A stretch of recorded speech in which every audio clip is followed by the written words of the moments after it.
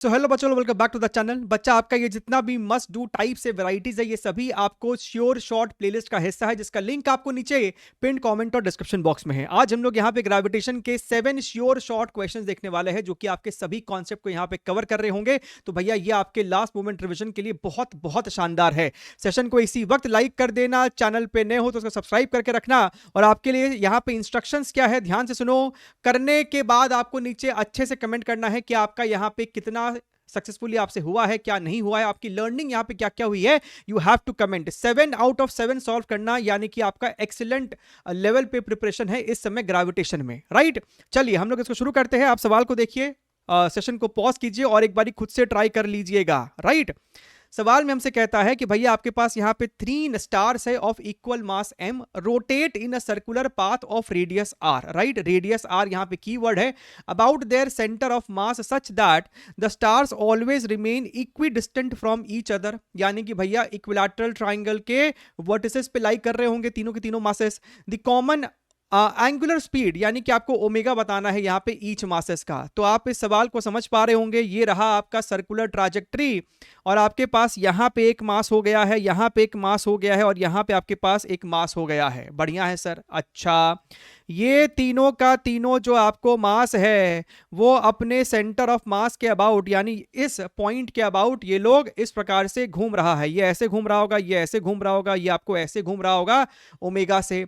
अब सर यहाँ पे जाहिर सी बात है कि अगर ये लोग सर्कुलर मोशन में हैं तो हर मास पे आपको सेंटर की तरफ एक नेट सेंट्रीपिटल फोर्स होना चाहिए।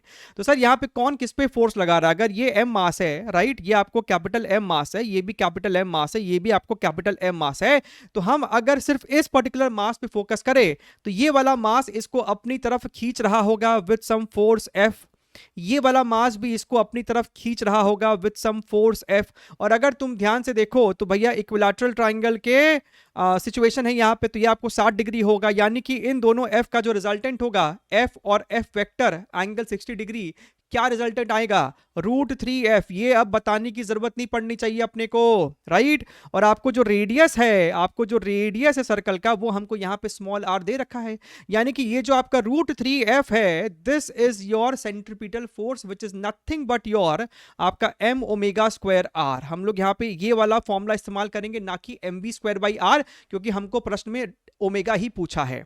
अगर तुम यहाँ पे ध्यान से देखो तो भैया आपको f कितना हो जाएगा? gm² divided by, right, this into this, divided by इनके बीच का जो ये डिस्टेंस है। अब तुमको समझ में आना चाहिए कि इनके बीच का जो ये डिस्टेंस है वो भी आप बड़ी आसानी से निकाल सकते हैं। यहां से अगर हम एक परपेंडिकुलर ड्रॉप करें, यह एंगल मेरे को 30 डिग्रीज होगा, ये वाला r है, यानी कि ये जो चीज है वो है r cos 30 डिग्रीज, यानी कि सर जो d होगा that is twice of r cos of 30 degrees, यानी कि √3/2, यानी कि सर ये निकल के आ रहा है √3r। तो सर फोर्स में gm1m2 अपॉन डिस्टेंस का स्क्वायर, इसका स्क्वायर करने का मतलब है 3r² यहां पे हो जाएगा। मानते हो मेरी बात को? बिल्कुल सर। तो m omega square multiplied by यहां पे आपका r हो गया। एक m इस m को मार देगा, उसके अलावा ये वाला √3 इसको कट करेगा, तो यहां पे √3 बचेगा, यानी कि sir omega square is equal to your gm divided by your √3r³।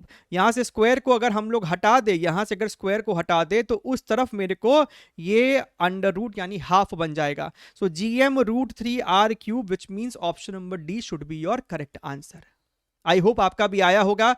ऐसा नहीं है कि ये टाइप आपको पहले नहीं आया है, सिमिलर टाइप आपको आ चुका है। वहां पे आपको स्क्वायर के पोजीशन पे था, यहां पे आपको इक्विलैटरल ट्रायंगल के पोजीशन पे है। ठीक बात है, ध्यान से देखिए। एस्केप वेलोसिटी, एनर्जी कंजर्वेशन सब यहां पे लग जाएगा। A bullet is fired vertically upward with a velocity v। अच्छा, from the surface of a spherical planet when it reaches its maximum height, its acceleration due to the planet's gravity is 1/4 of its value at the surface of the planet। वाह, पहले सवाल को यहीं तक पढ़ते हैं हम लोग और एक बारी समझ लेते हैं कि सिनारियो क्या है। यहां पे हमसे बोला कि भैया आपने पार्टिकल को ऊपर फेंका, पार्टिकल गया गया गया गया गया, पार्टिकल h हाइट तक जा पाता है, यहां तक जाते जाते इसकी वेलोसिटी 0 हो जाती है और शुरुआत में इसके पास एक वेलोसिटी v थी, राइट। इस प्लैनेट का जो रेडियस है वो हमको r मान लेते हैं। बढ़िया है सर। अब हमसे बोला कि आपने इसको इतना वेलोसिटी दिया था कि ये जा रहा है जा रहा है जा रहा है और यहां जाके ये रुक जाता है, मैक्सिमम हाइट ये आपको यहां तक जा पाता है। ये वो लोकेशन है, ये ए पॉइंट वो लोकेशन है जहां पे ग्रेविटी जो है वो आपको G0/4 है। अगर सरफेस पे ग्रेविटी G0 है तो यहां पे ग्रेविटी G0/4 है। तो आपको पता एक चीज पता चल गया, किसी भी हाइट पे, और ये देखो ये एक significant is 1/4 of its value, बहुत बड़ा चेंज है ग्रेविटी का। तो यहां पे अप्रोक्सीमेशन वाला फॉर्मूला का इस्तेमाल नहीं करेंगे, आपको नॉर्मल तरीके से जाना पड़ेगा, दैट इज R+H का होल स्क्वायर, राइट। यहां पे G कितना है आपको, G0/4 यानी 1/4 मल्टीप्लाइड बाई G0, और G0 क्या होगा, Gm/r²। सरफेस पे आपको ग्रेविटी इतना ही होता है, this is equal to your Gm divided by R+H का होल स्क्वायर।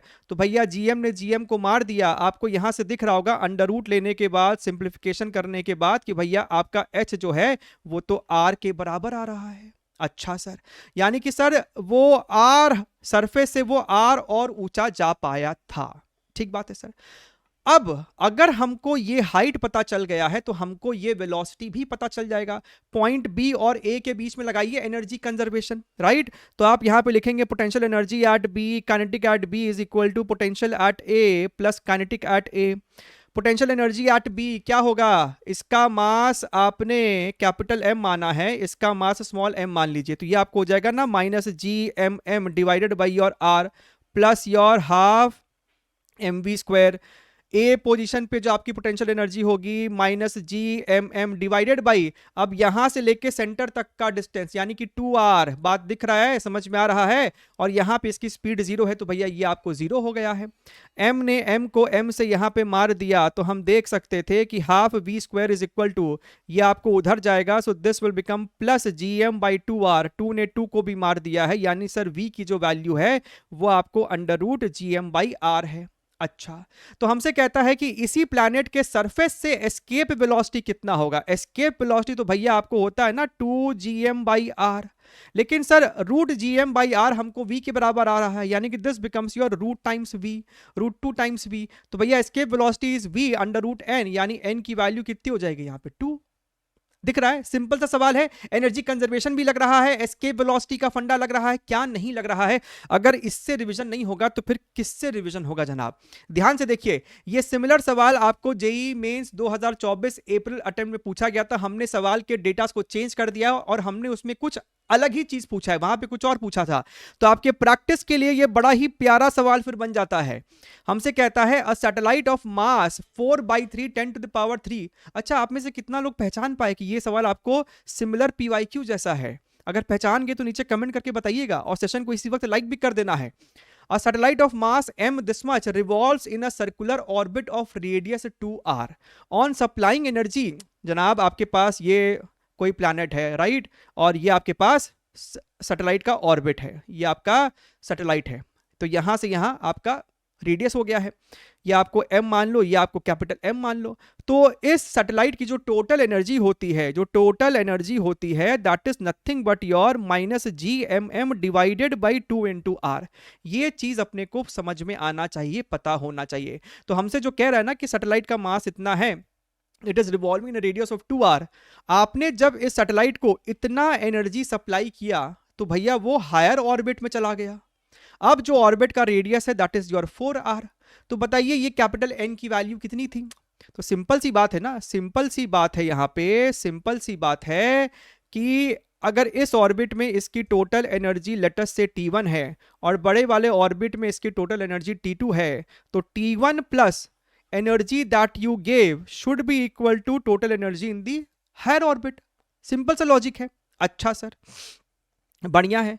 तो सर पहले वाले ऑर्बिट में जिसका रेडियस 2r है, वहां पे इसकी टोटल एनर्जी कितना है, ये फॉर्मूला है -Gmm divided by 2 × radius of the orbit is 2r। तो 2 × 2r कितना हो जाएगा 4r प्लस ई हमारे पास इतना है, इसको बाद में सब्स्टिट्यूट कर लेंगे, दिस इज इक्वल टू, अब हमारा रेडियस ही ऑर्बिट का 4r है तो फिर से वही formula -Gmm divided by r की जगह 4r लिखोगे तो ये आपको हो जाएगा 8r। यानी कि यहां से हमको E दिख रहा है, ये उधर जाएगा तो सर ये हो जाएगा Gmm डिवाइडेड बाई 8 × r। अगर हम ध्यान से देखें तो E की वैल्यू मेरे पास इतनी है सवाल में, 10⁻n divided by 6 multiplied by r is equal to.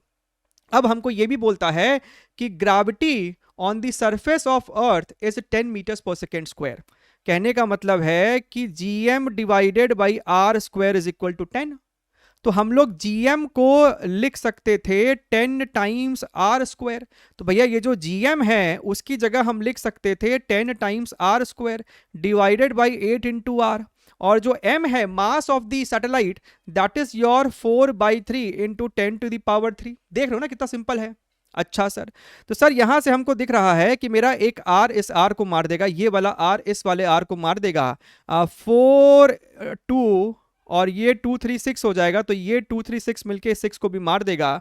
10⁻n is equal to 10⁻4, यानी कि सर n की वैल्यू मेरे को 4 निकल के आ रही है। आपके निकल के आ रही है, आना चाहिए भैया, आना चाहिए। ध्यान से देखिए, 4th नंबर क्वेश्चन देखिए, 4th नंबर क्वेश्चन देखिए, बात को समझिएगा।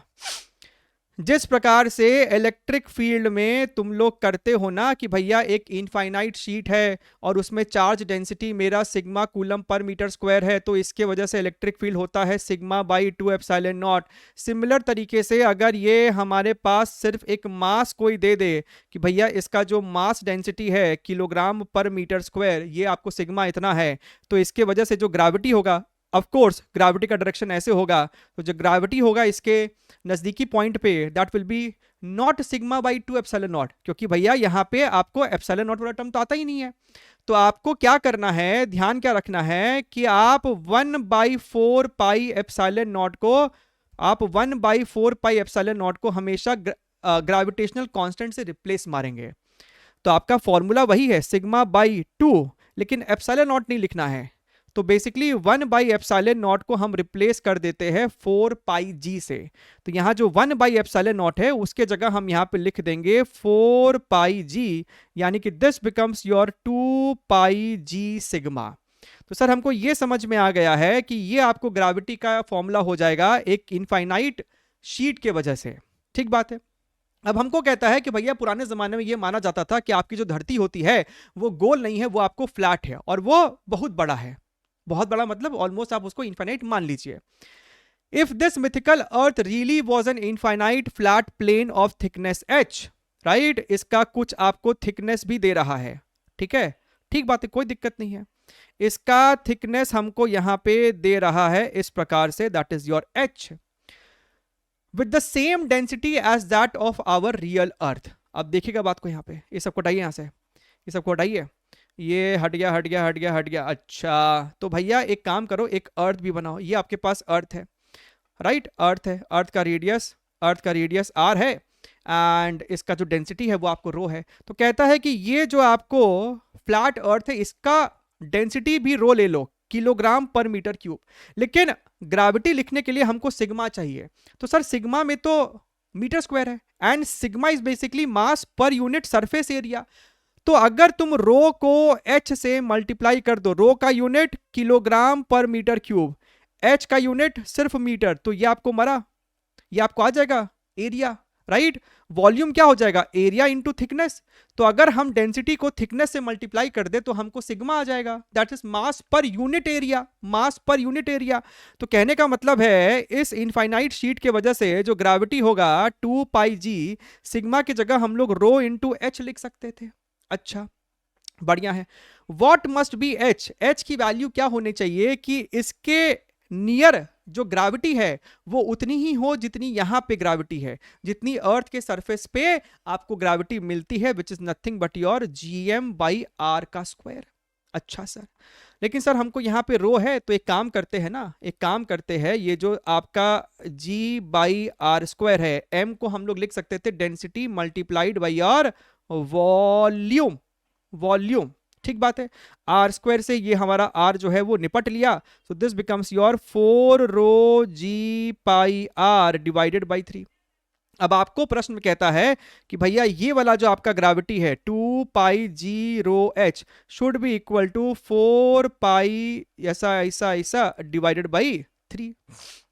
अच्छा है सर। जी ने जी को मार दिया, रो ने रो को मार दिया, पाई ने पाई को मार दिया, 2 ने 4 को मार दिया, तो एच कितना निकल के आ रहा है 2r/3। So which means option number A is the correct answer, right. तो ये जो चीज है ना कि आप 1/4 पाई एप्सिलॉन नॉट को रिप्लेस करेंगे कैपिटल जी से, जितना भी आपने फॉर्मूला सीखा है इलेक्ट्रोस्टैटिक्स में, चाहे वो एक इनफाइनाइट लॉन्ग वायर के लिए हो या फिर एक शीट के लिए हो, आप ऐसा कर सकते, एक डिस्क के लिए हो आप ऐसा कर सकते हैं, ठीक है। जो आपका इनफाइनाइट वायर बोल के ग्रेविटेशन में एक सवाल पहले आ चुका है, जहां पे एक इनफाइनाइट सॉलिड सिलेंडर की तरह आप ट्रीट कर रहे थे, है ना, और उसके सराउंडिंग में कुछ आपको रोटेट कर रहा था। अच्छा, कैविटी बेस्ड क्वेश्चन। आपके पास एक ऐसा प्लैनेट है जिसका डेंसिटी रो है और यूनिफॉर्म डिस्ट्रीब्यूशन है, रेडियस आर था, लेकिन आपने इसमें एक r/2 रेडियस का कैविटी खोद दिया है। यहां पे आपने एक m मास रखा हुआ है, तो हमसे कहता है कि भैया on creating the cavity weight of the particle m, इस पार्टिकल का जो वेट है, वेट क्या होगा इस पूरे सिस्टम की वजह से, यहां पे जो ग्रेविटी होगा, मास इनटू ग्रेविटी, इसका वेट हो जाएगा। सो बेसिकली सवाल यहां पे ग्रेविटी का है। weight of the particle becomes n/18 times the weight when there was no cavity। तो जब कोई कैविटी नहीं था, पूरा पूरा मास यहां पे था, तब इसका वेट पता करो, और जब कैविटी है तब इसका वेट पता करो, यानी ग्रेविटी पता करो इस सिस्टम की वजह से इस बी लोकेशन पे। क्या मेरी बात क्लियर है? क्या मेरी बात क्लियर है? बिल्कुल क्लियर होनी चाहिए। तो हम क्या कह रहे हैं, हम क्या कह रहे हैं, तुम ऐसा समझो, तुम ऐसा समझो, तुमको इस रो का भी काम नहीं पड़ेगा इस सवाल में खासकर। हम कह रहे हैं कि अगर ये m मास होता और ये r रेडियस होता, पूरा पूरा सिस्टम, ठीक है, और जो पोर्शन आपने यहां से काट के निकाला है, जो पोर्शन आपने यहां से काट के निकाला है, उसका रेडियस है आपको r/2। अगर पूरे का मास m है, तो जो पोर्शन काट के निकाला है उसका मास कितना आ जाएगा, m/8। भाई साहब आप चाहो तो चेक कर लो आपका यूनिटरी मेथड से, लेकिन अपने को दिखता है ना density is equal to mass by volume. Density आपका कांस्टेंट है, यानी कि आपका जो मास है that is proportional to volume, and volume is 4/3 pi R cube, यानी mass is proportional to R cube. तो अगर रेडियस आधा होगा तो मास 1/8 हो जाएगा। तो सर हमको इतना समझ में आ गया है कि अगर पूरा पूरा सिस्टम होता तो उसका मास m होता, तो जो काट के निकाला है उसका मास m/8 है। ठीक बात है सर।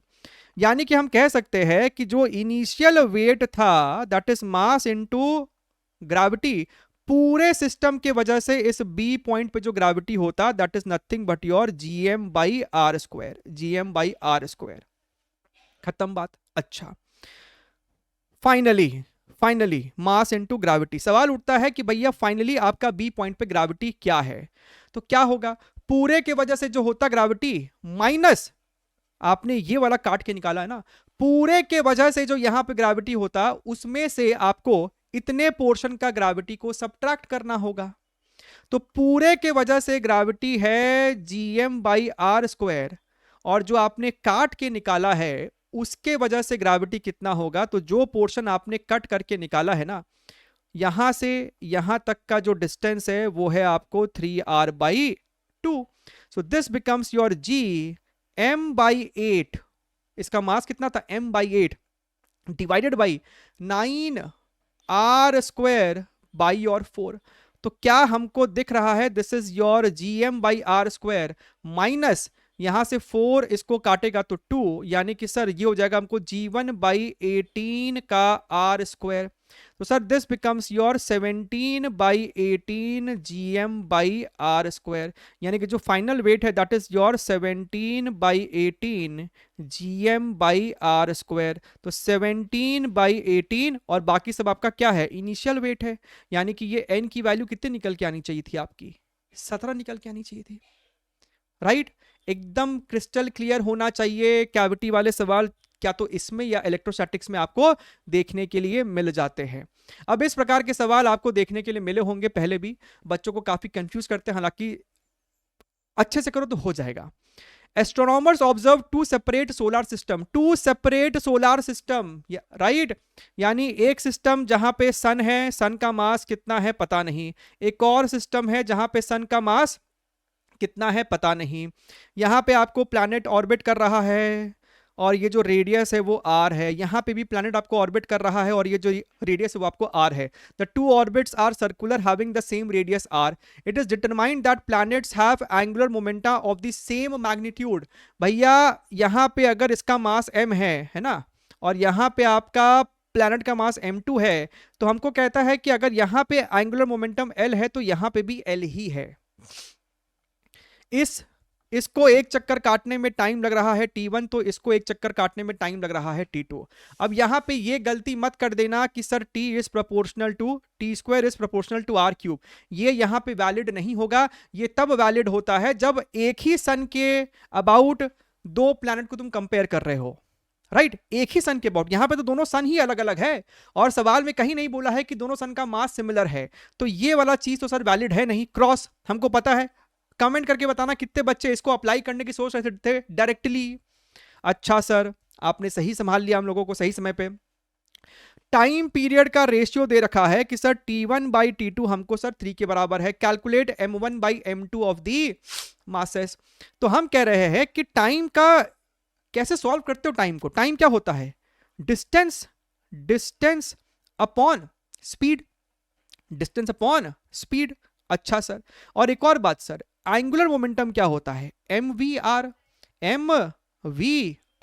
यानी कि सर v को हम लोग लिख सकते थे l अपॉन mr, तो यहां से हम लोग लिख सकते थे 2 पाई r, v की जगह हम लोग लिखते m, ऊपर चला जाता आपका, राइट। अब अगर तुम ध्यान से देखो तो आपका l दोनों प्लैनेट के लिए सेम है, रेडियस भी आपका यहां पे दोनों प्लैनेट के लिए सेम है, यानी time period is proportional to mass. खत्म बात। तो सर अगर t1 बाई t2 का रेशियो 3 है तो m1 बाई m2 का जो रेशियो है सर वो भी हमको 3 ही निकल के आएगा। क्या मेरी बात क्लियर है? अच्छा सर, यहां पे देखिए आखिरी सवाल, वेरी वेरी इंपॉर्टेंट। हमको कहता है कि भैया आपके पास एक प्लैनेट है जिसका मास डेंसिटी आपको वेरिएबल है rho is equal to 1 by R है, which depicts the proper g versus r का plot where r is the radius of the spherical planet, right. तो भैया आपको ये स्टैंडर्ड सा पैटर्न है, हमने सिमिलर टाइप का पैटर्न आपको इलेक्ट्रोस्टैटिक्स में भी लिया था। यहां पे आप क्या करते हो, आप यहां पे सेंटर से आर पे जाके dr थिकनेस का एक सबसे पहले तो पतला सा शेल लेते हो। मेरी बात को ध्यान से समझिएगा, आपने यहां पे आर पे जाके dr थिकनेस का एक पतला सा पहले तो शेल ले लिया।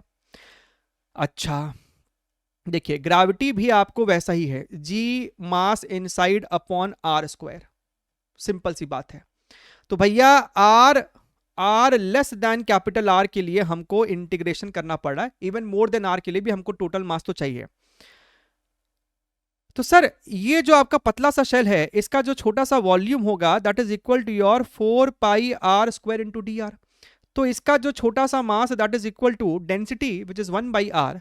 तो sir 1 by R multiplied by 4 pi R square D R. तो सर आर ने इसको आपस में मार दिया, राइट।